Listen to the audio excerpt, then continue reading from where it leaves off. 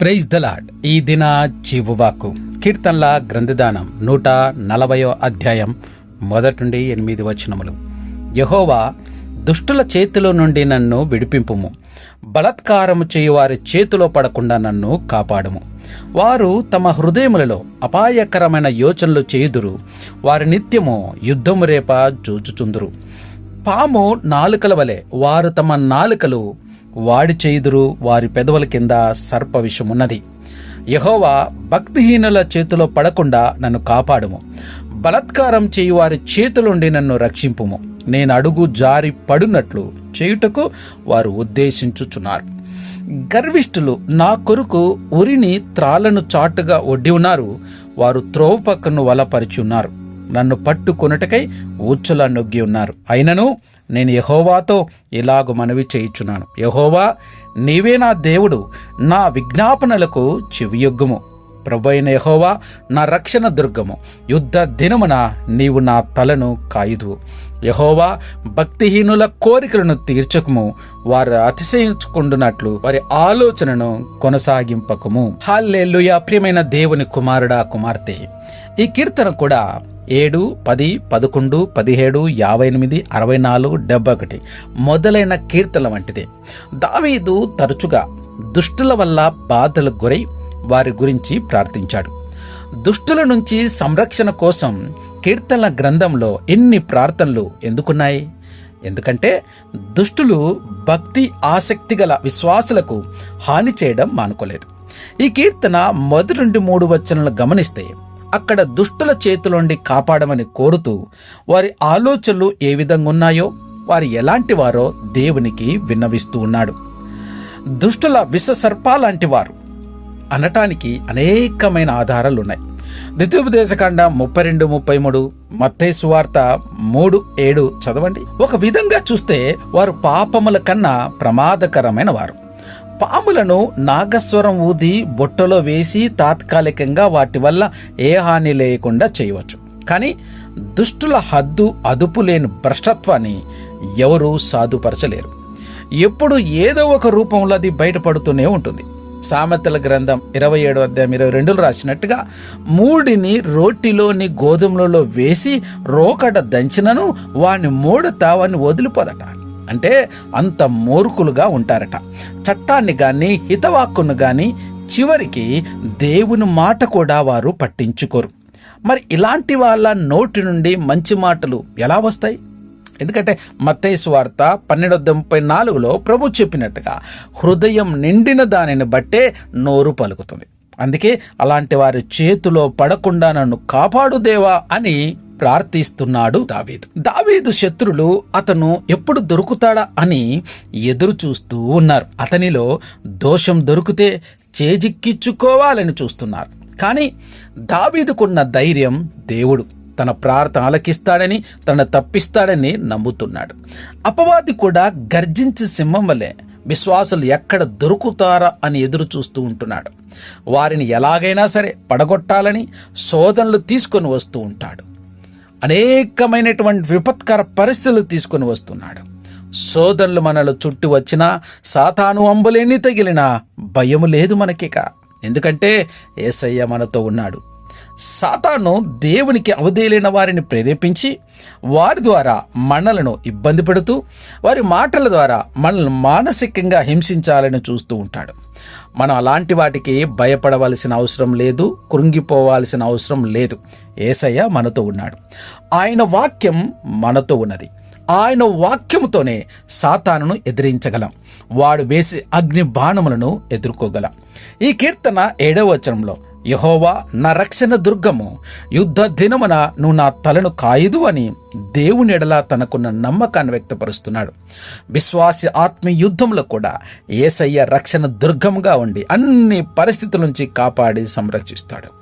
యెహోవా మనల్ని ఎన్నుకుంటే, మనం ఆయన కోరుకుంటే ఆయన మన దేవుడై ఉన్నాడు.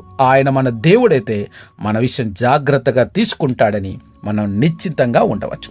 ఇక 8వ వచనంలో, దుష్టులు ఆశించే వాటిని నెరవేర్చకు అని దావీదు ప్రార్థిస్తున్నాడు. ఎందుకంటే వారి చెడు పనులు విజయవంతంగా అవుతున్నాయి కాబట్టి దేవుడు వారితో ఉన్నాడని, ఆశీర్వదిస్తున్నాడని కూడా వారు తప్పుగా ఊహించవచ్చు.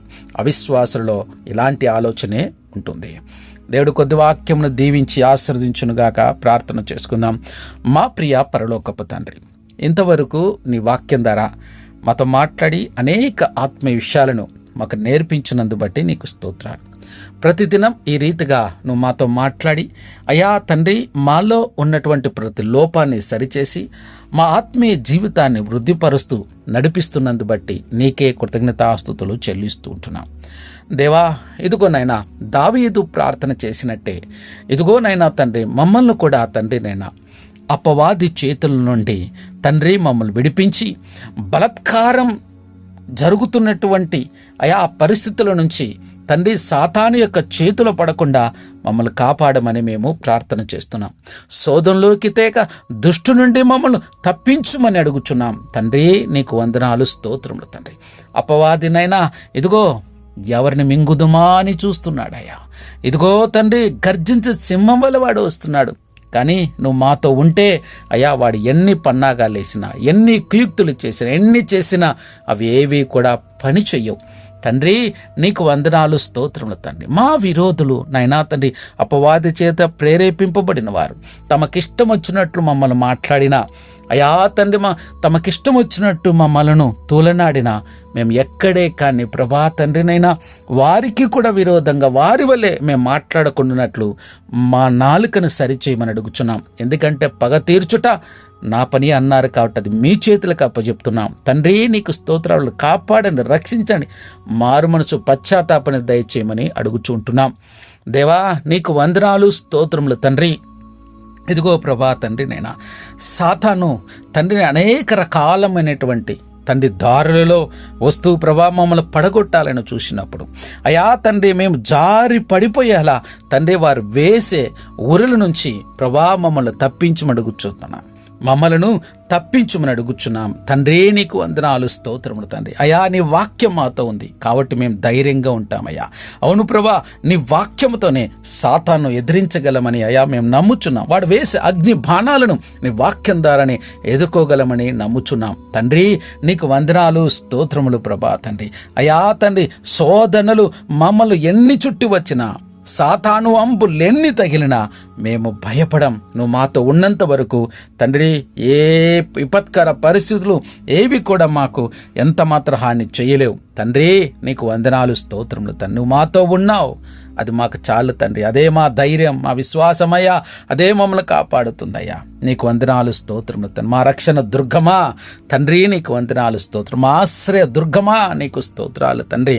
అయా మా కేడమా నీకు స్తోత్రాలు తండ్రి. నైనా అయా బలవంతుడకు దేవా నీకు వందనాలు. యేసయ్యా నువ్వు మాతో ఉన్నావు అయ్యా, నీకు వందనాలు, స్తోత్రములు ప్రభా. మమ్మల్ని చివరి వరకు కాపాడి మా ఆత్మను రక్షించేవాడుగా నువ్వు ఉంటున్నావు తండ్రి. నీకు స్తోత్రాలు.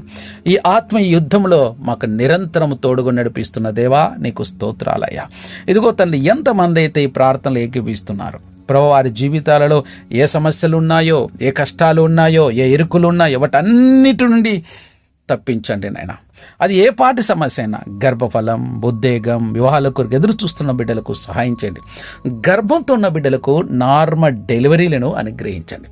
కృంగిన వారిని లేవనెత్తండి, బలహీనలను బలపరచుమని అడుగుచూ ఉంటున్నాం. తండ్రి నీకు వందనాలు, స్తోత్రములు తండ్రి. ఎందరైతే తమ ప్రార్థన అవసరతలు కామెంట్ రూపంలో తెలియజేస్తున్నారో వాటన్నిటిగా నెరవేర్చి అయా తండ్రి అవి గొప్పగా తండ్రినైనా వచ్చుటకు, తండ్రి గొప్ప సాక్ష్యాలుగా వచ్చుటకు నీ కృప దయచేయమని అడుగుచుంటున్నాం. తండ్రి నీకు వందనాలు, స్తోత్రములు తండ్రి. అంతేకాకుండా ప్రభా సంఘమును, సంఘ కాపరులను, సువార్థికులను, పరిచర్య చేస్తున్న వారిని నీ కృపాబలం, ఆత్మబలం చేత నింపి నడిపించండి. సాక్షులవుతున్న ఆత్మలకు శాంతి, సమాధానం, వారి కుటుంబాలకు ఆదరణ, నెమ్మదిని అనుగ్రహించండి. బలహీనులు బలపరచండి, కొంగిన వారిని లేవనెత్తమని అడుగుచుంటున్నాం. తను మా దేశపతికాలు జ్ఞాపకం చేసుకోండి. చక్కని పరిపాలించుటకు నీ పరలోకపు జ్ఞానంతో నింపుమని అడుగుచూ ఉంటున్నాం. దేవా నీకు వందనాలు, స్తోత్రము తండ్రి. అంతేకాదు ప్రభా నైనా తండ్రి, దిక్కులేని వారు విధురాని జ్ఞాపకం చేసుకోండి. కనీసం ఒక పూట కూడా తిండి దొరక అలమటిస్తున్న పేద ప్రజలు అనేక మంది ఉంటున్నారు. వాడల కృప చూపించి అడుగుచున్నాం. బార్డర్న సైనికులను జ్ఞాపకం చేసుకోండి నాయన. తండ్రి నీకు వందనాలు స్తోత్రం. రైతులు జ్ఞాపకం చేసుకోండి నైనా, నీకు వందనాలు స్తోత్రములు తండ్రి. అయా పాఠశాలలు, కళాశాల, వైద్యశాలను జ్ఞాపకం చేసుకోండి. నానావిధ రోగుల చేత బాధపడుతున్న వారిని ముట్టండి, తాకండి, స్వస్థపరచుమని అడుగుచున్నాం తండ్రి. అయా రక్షణ వ్యవస్థను జ్ఞాపకం చేసుకోండి. అయా తండ్రి వైద్య సిబ్బందిని జ్ఞాపకం చేసుకో ప్రభా. తండ్రి ప్రభుత్వ ప్రైవేట్ రంగ వ్యవస్థలో పనిచేస్తున్న ఆయా తండ్రినైనా ఇదిగో ప్రభా వ్యక్తులందరినీ కూడా మీరు జ్ఞాపకం చేసుకోండి. దేవా కృప చూపించండి నాయన. కోత విస్తారంగా ఉంది, పనివారి కొద్ది మంది కొంటున్న నిజమైన పనివారినితో ప్రార్థన చేస్తున్నాం, సహాయం చేయండి. జైల్లో మగ్గుతున్న వారిని విడిపించండి. అనేక సమస్యల కారణంగా కోర్టు చుట్టూ తిరుగుతున్న వారిని విడిపించండి. దేవా నీకు వందనాలు స్తోత్రం. అనేక వ్యసనాల కారణంగా ఆ భయంకరమైన దురాత్మల నుంచి విడిపింపబడలేకున్న వారిని విడిపించుమని అడుగుచున్నాము తండ్రి. నీకు వందనాలు స్తోత్రం తండ్రి. దేవా కృప చూపించండి నాయన. దేవా సహాయం చేయమని అడుగుచున్నాం తండ్రి. అలాగే ప్రభా తండ్రి జన్మదినాలు, వివాహ దినాలు జరుపుకుంటున్న బిడ్డలకు జీవితాలు మీరిచ్చిన నూతన దయా క్రీటాలను బట్టి నీకే స్తుతులు స్తోత్రాలు చెల్లిస్తూ మమ్మల్ని తగ్గించుకుంటూ నిన్ను మాత్రమే ఇచ్చిస్తూ ఇనపులు మా యేసు యేసుక్రీస్తు వారి శక్తిగల నామలో బ్రతిమలు అడిగి వేడుకుంటున్నాం తండ్రి. ఆమేన్, ఆమేన్, ఆమేన్.